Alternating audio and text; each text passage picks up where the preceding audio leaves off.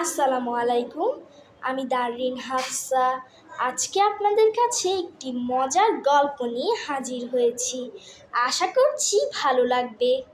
অনেক দিন আগের কথা, একটি ছোট্ট গ্রামে ভিদেক নামের একটি মিষ্টি ছেলে বাস করত। ভিদেকদের পরিবার অনেক গরিব পরিবার ছিল। ভিদেকের অনেক ভাই বোন ছিল, তাই ভিদেকদের বড় ভাইদের জামা কাপড় পরে দিন কাটাতে হতো। জামাটা এতটা পুরনো হয়ে গিয়েছিল যে ছিঁড়ে সুতো বের হয়ে গিয়েছে। বাতাস এলে ভিদেকের খুবই ঠান্ডা লাগতো, কিন্তু ভিদেক কাউকে কিছু বলতো না। সে সব সময় হাসি মুখে থাকতো। একদিন সকালবেলা ভিদেক একা একা বনের ধারে বসে কাঁদছিল। তার ছেঁড়া জামাটা দেখে একটি ভেড়ার খুবই মায়া হলো। ভেড়াটি ব্যাঁ ব্যাঁ করে বলল, কেঁদো না ভিদেক, আমার শরীরে কত নরম পশম আছে, তুমি এখান থেকে কিছুটা পশম কেটে নাও। ভিদেক খুশি হয়ে ভেড়ার শরীর থেকে কিছুটা পশম আলতোভাবে কেটে নিল।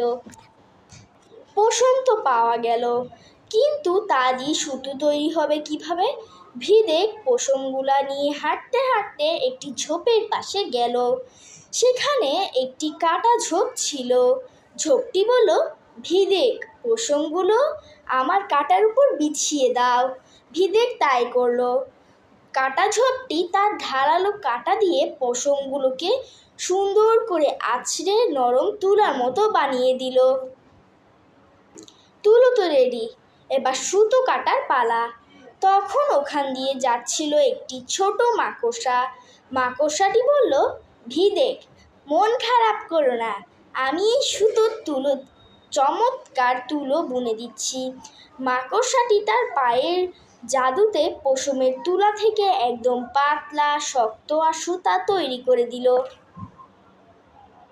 এবার দরকার কাপড় বোনা। সুতো নিয়ে ভিদেক নদীর পাড়ে গেল। সেখানে নদীর পানিতে একটি কাঁকড়া বসেছিল।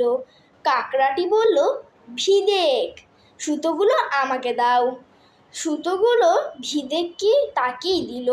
কাঁকড়াটি তার ধারালো ডাঁড়া দিয়ে সুতোগুলোকে এদিক ওদিক করে সুন্দর একটি সাদা কাপড় বুনে দিল। ভিদেক আনন্দে নেচে উঠল। কাপড় বোনাতে হলো, কিন্তু শার্ট বানাতে হলে তো রং চাই। ভিদেক তখন বনের পাখিদের কাছে গেল। বনের যত রঙিন পাখি ছিল, টিয়া, ময়ূর, নীলপরি, সবাই চলে এলো। তারা তাদের ডানা থেকে সুন্দর রং কাপড়ের উপর ছড়িয়ে দিল। সাদা কাপড় মুহূর্তেই রঙিন আর উজ্জ্বল হয়ে গেল। অবশেষে সেলাই করার জন্য এখন দরকার দর্জি। এক দর্জি পাখি টুনটুনি পাখি কাছে ভিদেক জামাটি নিয়ে গেল। টুনটুনি তার পাখি ধারালো ঠোঁট দিয়ে সুই বানিয়ে গাছের লতাতে সুতো বানিয়ে কিচিমিচি গান গাইতে গাইতে ভিদেকের মাপের একটি দারুণ শার্ট সেলাই করে দিল। ধন্যবাদ।